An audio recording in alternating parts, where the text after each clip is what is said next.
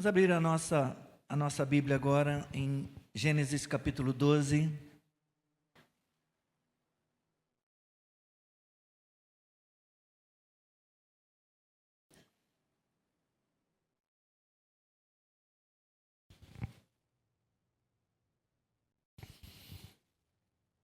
Nossa leitura será do versículo 10 ao versículo 20, o restante do capítulo 12 de Gênesis.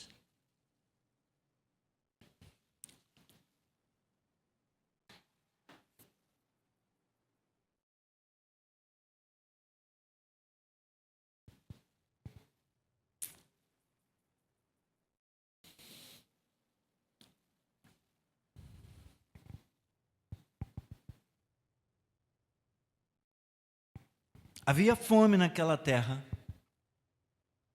Assim, Abrão foi para o Egito para ali ficar, porque era grande a fome na terra. Quando se aproximava do Egito, quase ao entrar, disse a Sarai, sua mulher: Ora, bem sei que você é uma mulher muito bonita. Os egípcios, quando virem você, vão dizer: essa é a mulher dele. Então, eles vão me matar, deixando você com vida. Diga, pois, que você é minha irmã, para que me tratem bem por sua causa e por amor a você me conservem a vida.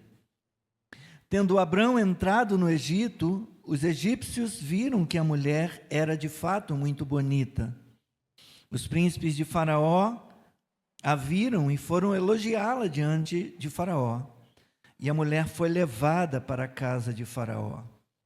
Este, por causa dela, tratou bem a Abrão, o qual veio a ter ovelhas, bois, jumentos, escravos e escravas, jumentas e camelos.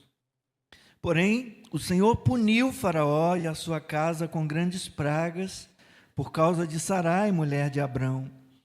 Faraó chamou Abrão e lhe disse: o que é isso que você fez comigo?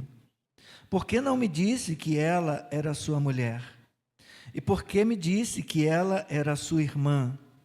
Foi por isso que a tomei para ser minha mulher. Agora, pois, aqui está a sua mulher, tome-a e vá embora daqui. E Faraó deu ordens aos seus servos a respeito de Abrão, e eles o acompanharam, a ele, a sua mulher e a tudo o que possuía. Até esse ponto, seja abençoada a leitura da palavra. Nosso Deus, mais uma vez, com temor e tremor diante da Tua presença, ó Pai, diante da Tua palavra, pedimos que o Senhor ilumine o nosso entendimento. Pedimos que o Senhor nos dê clareza, nos dê compreensão, ó Deus, ó Pai, nessa história, e que a interpretemos de modo adequado, de modo correto, segundo a palavra. E, ó Deus, que apliquemos a nossa vida. Nos ajude, nos abençoe, em o nome de Jesus. Amém. Podem sentar.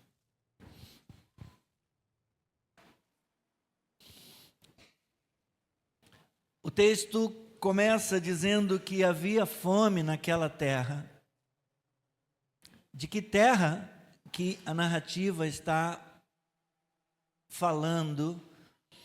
Nós, no domingo passado, terminamos a mensagem do texto imediatamente anterior a esse, onde começamos a leitura nesta manhã. Está falando da terra de Canaã, mencionada aqui no versículo 6. Abrão atravessou a terra até Siquém, até o carvalho de Moré, depois que Deus o chamou e o enviou: sai da tua terra, da tua parentela, da casa dos teus pais, vai para uma terra, vai para um lugar que te mostrarei. Abraão estava em Harã, e então ele parte de Harã com a sua família ampliada, sua esposa, seu sobrinho Ló e seus trabalhadores, Eliezer, o administrador da sua casa, todos os empregados que ele conquistou em Harã, partiram para a terra de Canaã e lá chegaram. Está falando da terra de Canaã. Abraão atravessou a terra até Siquém, até o carvalho de Moré. Nesse tempo, os cananeus habitavam nessa terra. Abraão tinha chegado na terra para onde Deus o mandara ir. Sai da tua terra, da tua parentela, da casa dos teus pais, vai para um lugar que eu te mostrarei. E ele foi. Em obediência, ele foi para a terra a respeito da qual Deus lhe fez promessas. E ao chegar lá, ele encontra fome. Bem, recapitulando algumas coisas,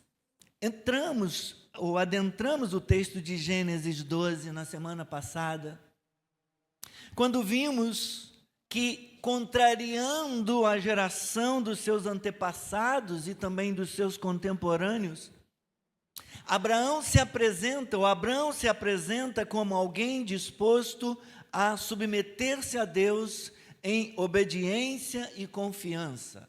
Algo que a geração dos antepassados e a geração dos seus contemporâneos decidiu não fazer. Escolheram construir Babel, escolheram construir uma torre e viverem autonomamente.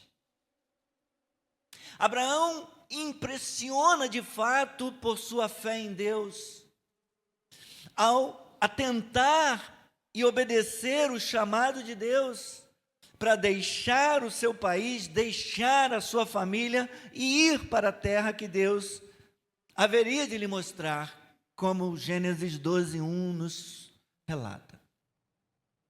No entanto, não demoramos, irmãos, para descobrir que o mesmo anseio por autonomia que vimos em Gênesis 3 e também em Gênesis 11 está presente, por assim dizer, na vida de Abraão. Abraão terá de experimentar uma transformação severa para mudar de atitude, para ser aprovado por Deus. Deus vai prová-lo durante a sua vida. Deus vai prová-lo à medida que ele caminha em busca de alcançar o cumprimento das promessas de Deus.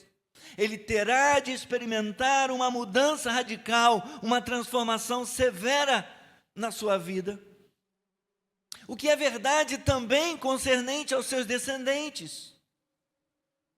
Como a história narrada em Gênesis 12:25 demonstra, esse senso de confiança em Deus e de dependência nas promessas de Deus dificilmente é alcançado e ainda mais dificilmente é mantido.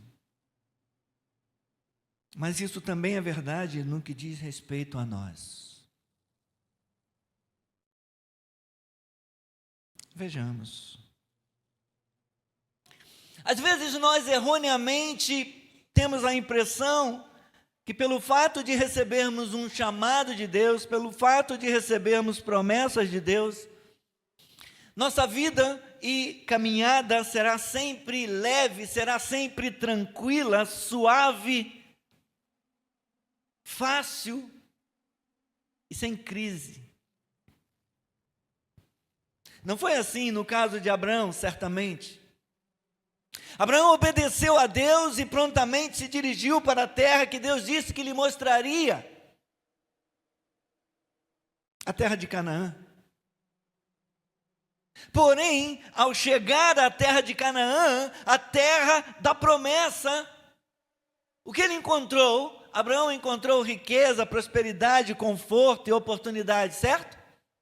Não? O que ele encontrou lá? Ele encontrou fome. Mas por quê?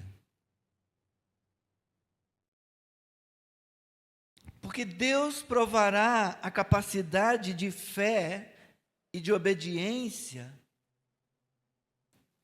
e de confiança de Abraão e dos seus descendentes. Como nos prova também.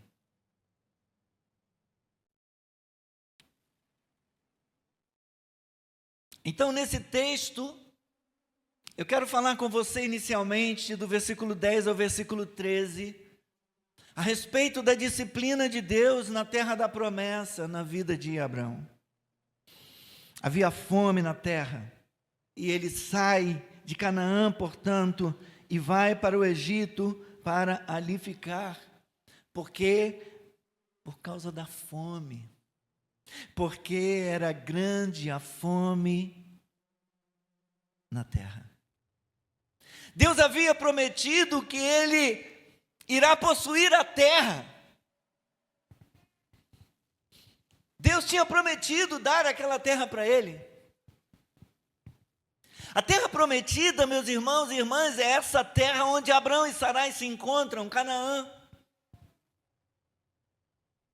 Mas Abrão e Sarai ainda não consideram, não acharam um lugar seguro para habitar em Canaã.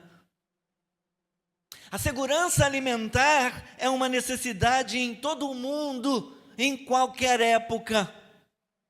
Um lugar onde a fome não é um lugar seguro para uma família, para habitar uma família.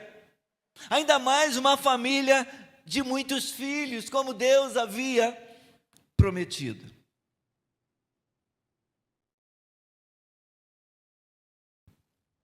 Então, a conclusão que eles chegam, a conclusão que Abraão e Sarai chegam, é de que aquele lugar não era um lugar seguro. Aquele lugar não era o melhor lugar para eles estarem, para eles permanecerem. E então eles se mudam. Eles descem de Canaã até o Egito. Eles saem da terra da promessa. Se mudam e vão para o Egito. Mas o Egito não foi o lugar prometido para Abrão. Deus não havia mandado que fosse para o Egito. Deus o mandou para Canaã. Teria Deus, porventura, errado ao prometer dar-lhes um lugar onde haja fome, onde haja escassez, onde haja provação, onde não haja segurança? Certamente não. Irmãos e irmãs queridos, Deus sempre sabe o que faz. Amém? Então, se formos fiéis, podemos confiar no que Deus disse sempre. Amém? Deus não muda e a sua palavra, Ele permanece fiel, Ele vela pela sua palavra para a cumprir. Achei o envelope aqui, eu cria? Não entendi. Não tinha envelope nenhum aqui. Irmãos e irmãs, a fome em Canaã foi um teste de Deus para Abrão, para provar o seu senso de confiança e dependência nas promessas de Deus. E a saída deles de Canaã para o Egito se mostrou equivocada na sequência da narrativa, por tudo o que aconteceu com eles.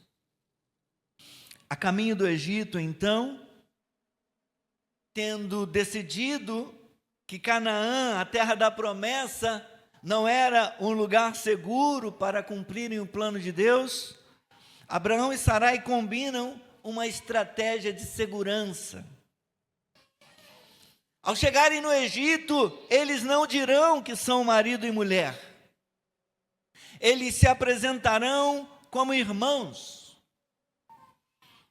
E de fato, eles eram meio-irmãos. Abraão e Sarai eram filhos do mesmo pai, filho de Terá, mas de mães diferentes. Capítulo 20, um pouco mais à frente, dê uma olhada rapidamente. Capítulo 20, versículo 12.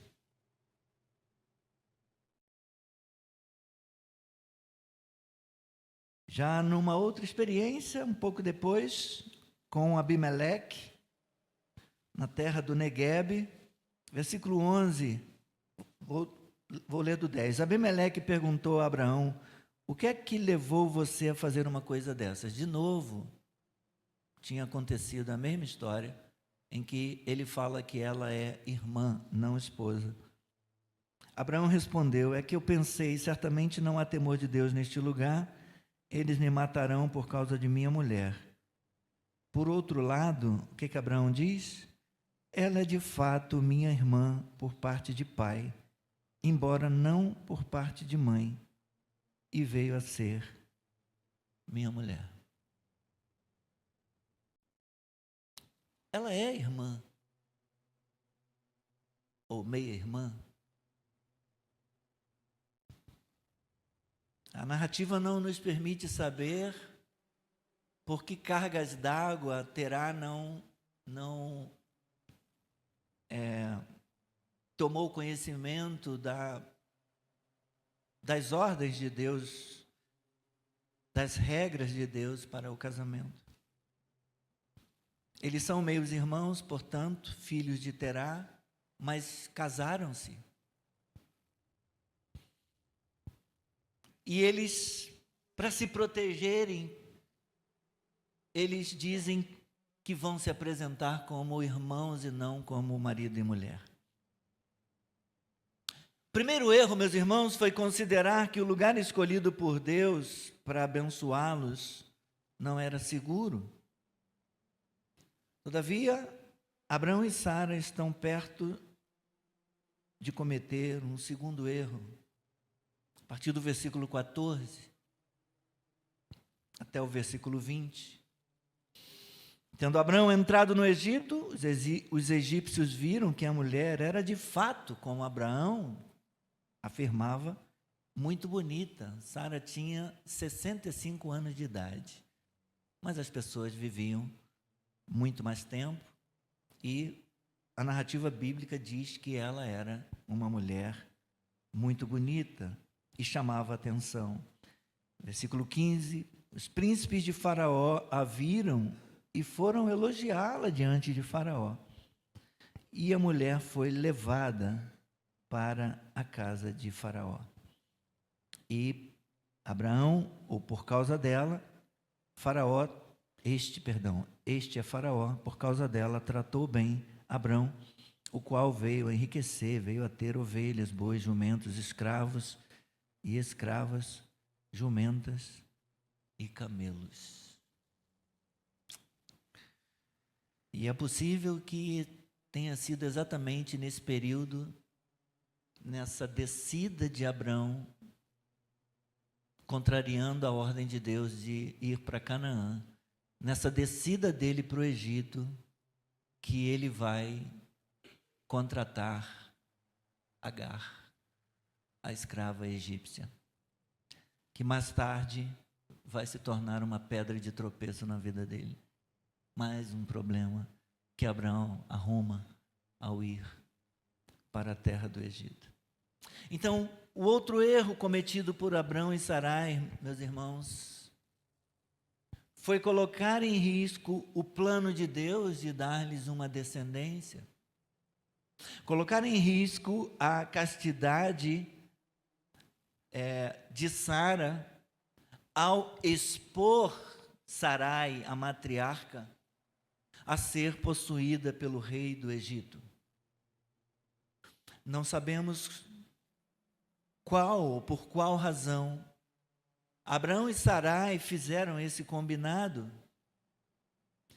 mas o texto lá de Gênesis 20, versículo 13, nos revela algo mais a respeito disso. Veja lá.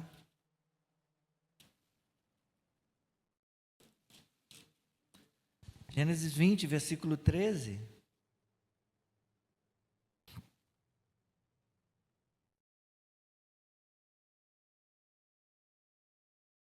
Abraão e suas revelações. Quando Deus me fez sair da casa do meu pai para andar errante por aí, eu disse a ela: este é o favor que você me fará. em todo lugar para onde formos, você dirá que eu sou seu irmão. Então, a conversa se deu não ali, perto de atravessar o portal de entrada do Egito, mas muito antes, eles já haviam combinado esse estratagema, combinado essa estratégia para a preservação da vida, para a proteção. Fato é, queridos, que as ações de Abrão e Sarai refletem sua falha nesse momento, ao não confiar plenamente em Deus. Não confiaram que Deus era poderoso para sustentá-los, porque Ele que dá comida aos passarinhos, Ele dá comida, Ele veste os lírios dos campos, Ele supre a fome de todas as alimárias, de todas as aves. Ele que criou e sustenta todos os bichos que vivem soltos na natureza, Ele não poderia cuidar de Abraão em Canaã?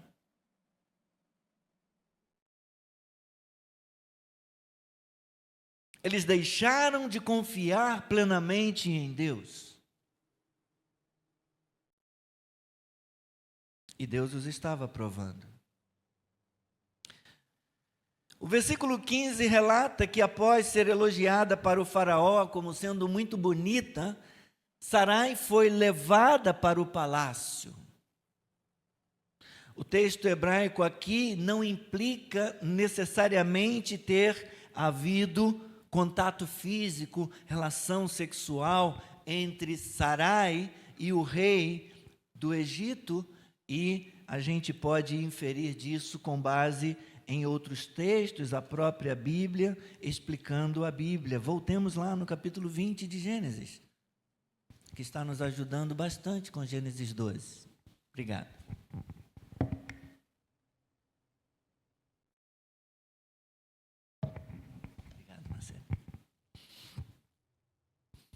Gênesis capítulo 20, vamos ver os versículos 2, 4 e 6, mas eu vou ler um também. Abraão partiu dali e foi para a terra do Neguebe, habitou entre Cádiz e Sur e morou em Gerar. Abraão dizia que Sara, a mulher dele, era sua irmã.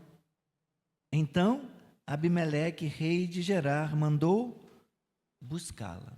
Uma situação bastante parecida com a que aconteceu em Gênesis 12. Veja o versículo 4. Ora, Abimeleque ainda não havia se aproximado de Sara. E por isso disse: Senhor, matarás até uma nação inocente? Ele não tocou nela. Versículo 6. Deus respondeu a Abimeleque em sonho: Bem sei que com sinceridade de coração você fez isso. Por isso, impedi que você pecasse contra mim e não permiti que você tocasse nela.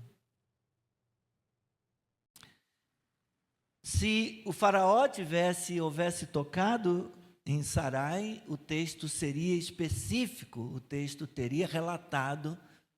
Então, nós podemos crer que não houve contato de Sarai com o rei do Egito.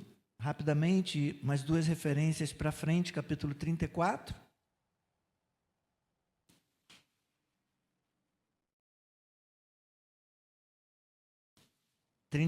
Versículo 2 e depois 38, versículo 2. Uma situação quando os siquemitas, os habitantes lá de Siquém, eles violentaram Diná, filha de Jacó. Ora, Diná, filha que Lia teve com Jacó, saiu para ver as filhas da terra, foi visitar as amigas. Quem a viu foi Siquém, filho do heveu Hamor, que era príncipe daquela terra. Tomando-a, ele teve relações com ela e assim a humilhou. Ele a humilhou. Se tivesse só aqui a palavra ele a humilhou, já isso seria indício de que houve o contato físico, né? Mas o texto é mais explícito ainda, dizendo que ele teve relações com ela. No 38, um pouquinho mais à frente, situação de Judá e Tamar. Vou ler do 1 em diante. Aconteceu por esse tempo que Judá se afastou de seus irmãos, se hospedou na casa de um adulamita, chamado Hira. Versículo 2 diz que ali Judá viu a filha de um cananeu chamado Suá. Ele a tomou por mulher e teve relações com ela. Então voltamos para o capítulo 12, meus irmãos.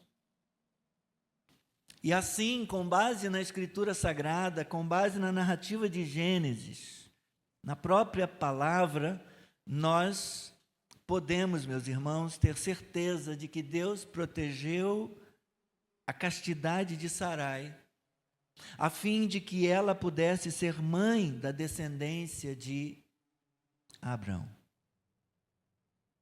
Da maneira como a história é contada, conforme o versículo 19 nos diz, fica claro que o comportamento de Abrão não é elogiado.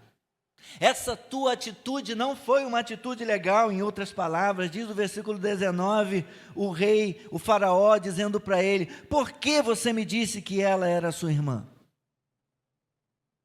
Essa foi a razão porque eu a tomei para o meu harém, para fazer parte lá do grupo de mulheres que me pertencem. Foi por isso que a tomei para ser minha mulher. Agora, pois, aqui está a sua mulher, tome-a e vá embora daqui.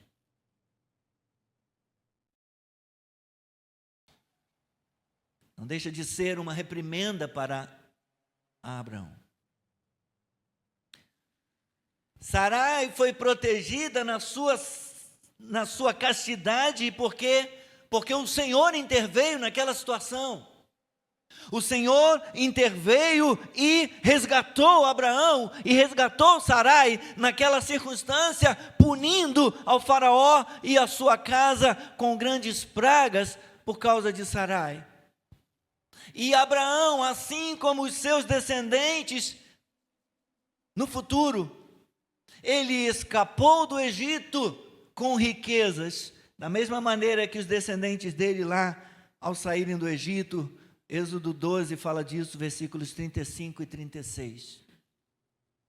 Um mini êxodo do Egito acontece aqui no capítulo 12, prenunciando o que vai acontecer com os sucessores de Abraão em um número muito maior, entre Gênesis 12 a 14.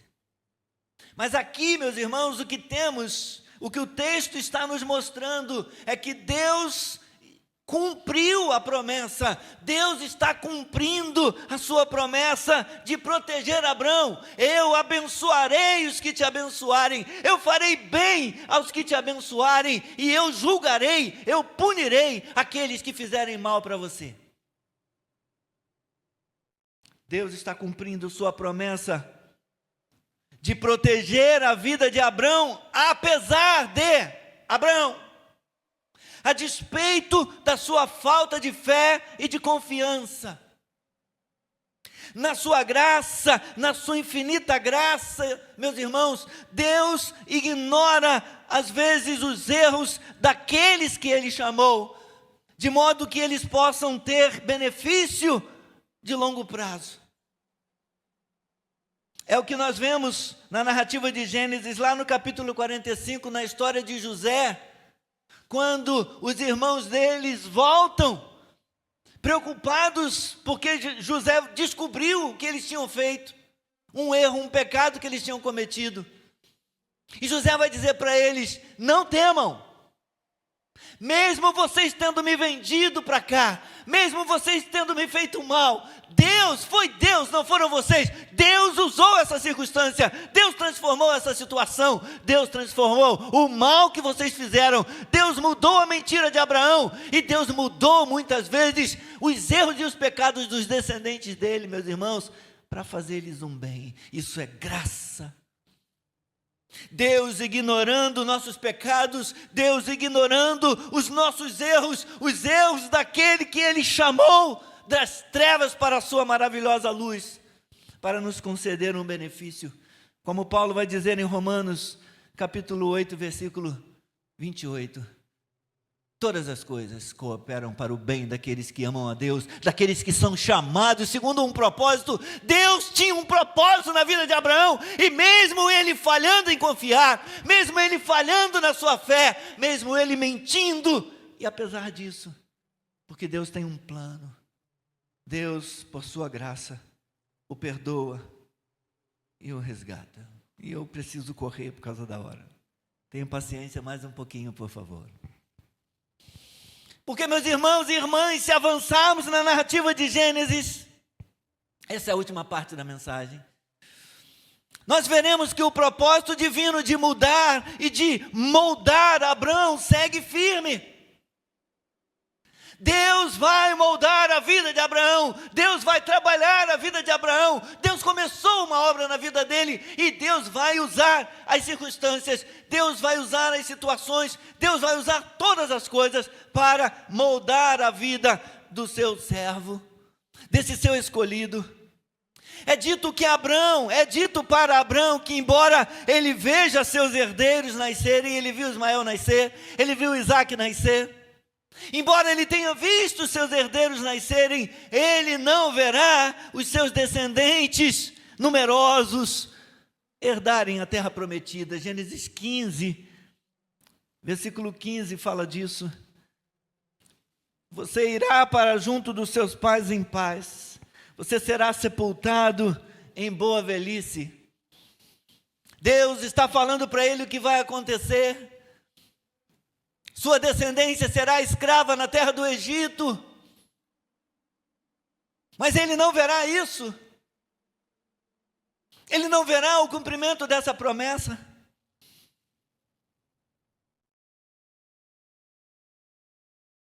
Abraão precisa aprender a confiar em Deus, apesar das circunstâncias desfavoráveis, mas a favor dele, nós vemos que às vezes ele realmente confia. Aqui em Gênesis 15, no versículo 6, diz que quando Deus disse algo para ele, ele creu. Já vimos no 12 isso acontecer. Sai da tua terra, da tua parentela, vai para um lugar que eu te mostrarei. Ele creu e foi. No 15 é dito, Abraão creu. 15, versículo 6. Mas olha, o 5, então o Senhor levou-o para fora da tenda e disse, olhe para os céus, conte as estrelas, se puder contá-las. Ele disse, assim será a sua descendência, assim será a sua herança, assim será a sua posteridade numerosa como as estrelas dos céus. E o que diz o versículo 6, o que o narrador bíblico diz para nós, Abraão creu no Senhor, e isso lhe foi atribuído como justiça, isso lhe foi imputado como justiça. Às vezes Abraão confia, às vezes Abraão crê. Mas as histórias de Abraão e Sarai revelam o quão difícil é manter essa confiança sempre. Deus fez promessas extraordinárias a Abraão e Sara, a respeito dos seus descendentes, a respeito da terra que lhes daria, a respeito de promessas vindouras. Mas os anos se passam, os anos vão se passando, e Sara não engravida. Imagine. As promessas começaram a ser feitas para Abraão quando ele tinha 75 anos. E aos 98, O herdeiro ainda não havia chegado. Nada de Sara engravidar. –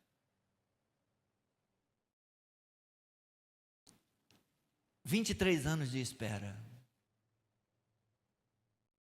Conseguimos imaginar isso? Esperar 23 anos pelo cumprimento de uma promessa? Você continuaria a confiar? Se a promessa demorasse tanto, uma promessa que alguém fez para você? Você continuaria esperando? Você continuaria confiando?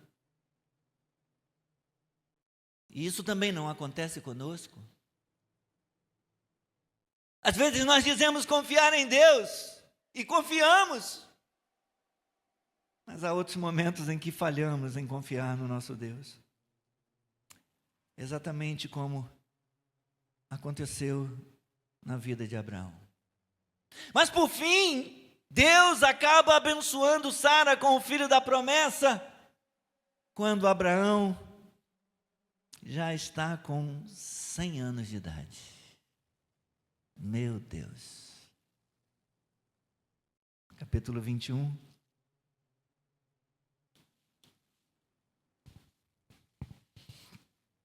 Versículo 5. E podemos dizer, graças a Deus, antes tarde do que nunca. O que diz o versículo 5? Abraão tinha quantos anos? 100 anos. Com C. Abraão tinha 100 anos quando lhe nasceu Isaque, seu filho. A promessa foi feita com 75 anos, meus irmãos. 25 anos para ver o cumprimento da promessa.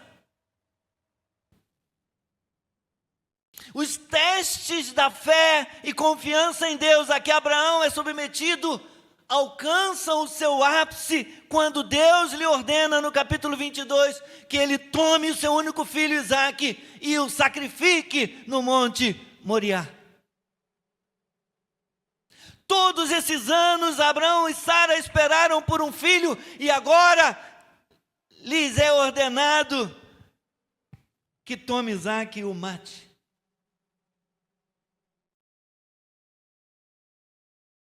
Porém, no último instante, conhecemos a narrativa bíblica.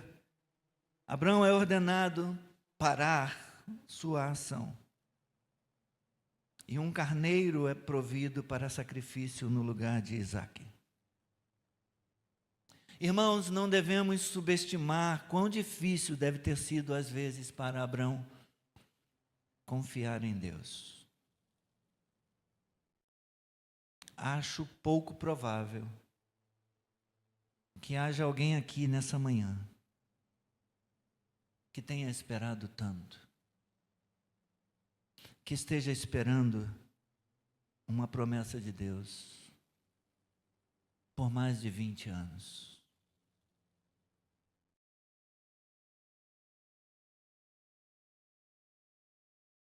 E eu me preparo para concluir.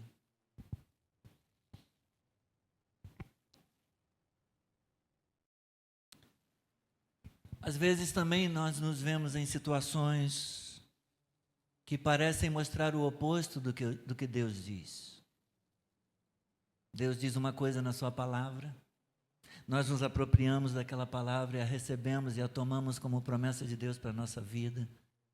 Mas as coisas parecem dizer o contrário, as circunstâncias parecem dizer não, mesmo quando Deus diz sim.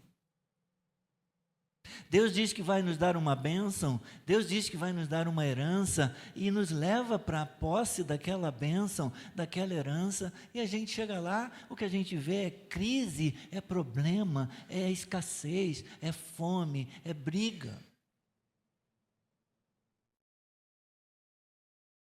E quanta gente não se desfaz de herança por causa de problema que encontrou? Eu recebi uma herança, cheguei lá, todo mundo querendo se matar, quer saber, estou fora.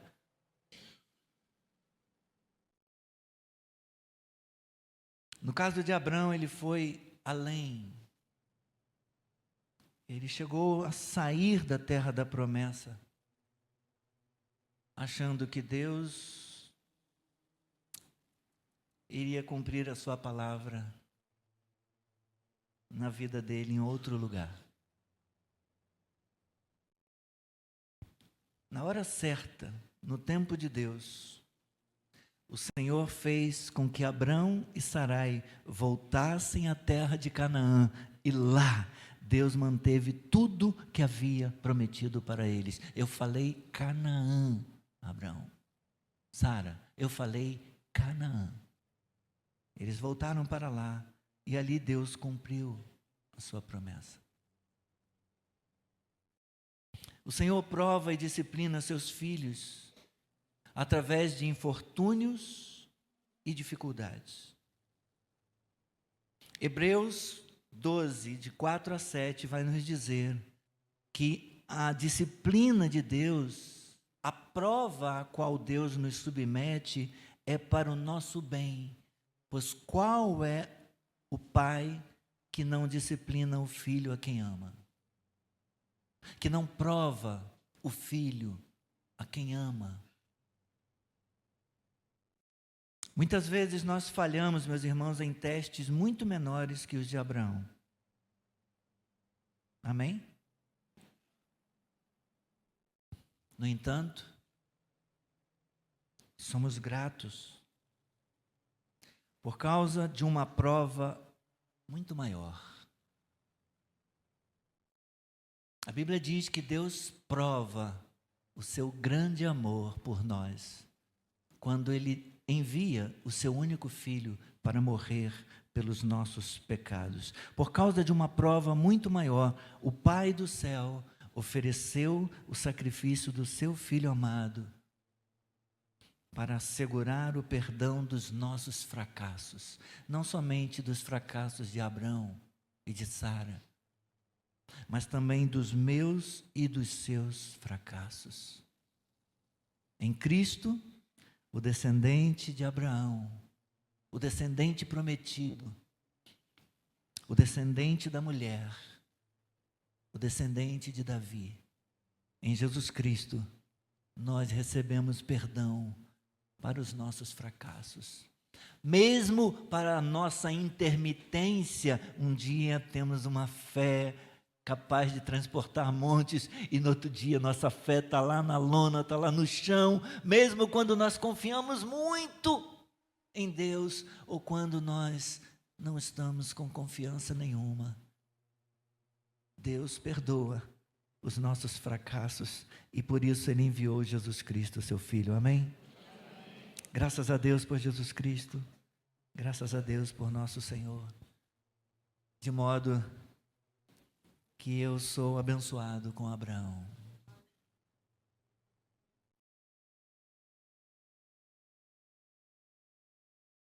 Que Deus tenha misericórdia de nós. Por favor, os músicos se aproximem, venham para cá.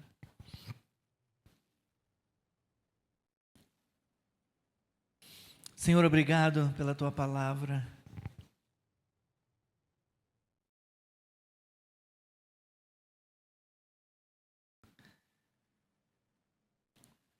Mesmo sabendo, Senhor, que Tu és o Deus que pode corrigir as consequências dos nossos erros, que o Senhor chega ao ponto de ignorar os erros daqueles a quem chamou, de modo que eles possam se beneficiar no longo alcance, pelo cumprimento do Teu propósito, como com os filhos de Jacó, como com os erros da Tua igreja, fazendo com que todas as coisas cooperem para o nosso bem, até os nossos erros, até as nossas fraquezas, até as nossas falhas. Mas isso não significa que a gente deva deliberadamente falhar. que a gente deva continuar errando, pecando. Ajuda-nos, Senhor. Ajuda-nos a confiar em Ti. Ajuda-nos, Senhor, a crer no Deus que vivifica os mortos, no Deus que chama à existência as coisas que não existem, no Deus que pode tudo. Como o Senhor em determinado momento fala de Abraão, ao oferecer Isaque, ao demonstrar sua disposição em oferecer Isaque. Ensina-me a confiar, Senhor. Ensina-me a depender de Ti todos os dias da minha vida, por amor do Teu nome, por amor de Jesus Cristo, o meu Salvador, o meu Senhor. Amém. Amém. Amém. Estamos terminando, irmãos.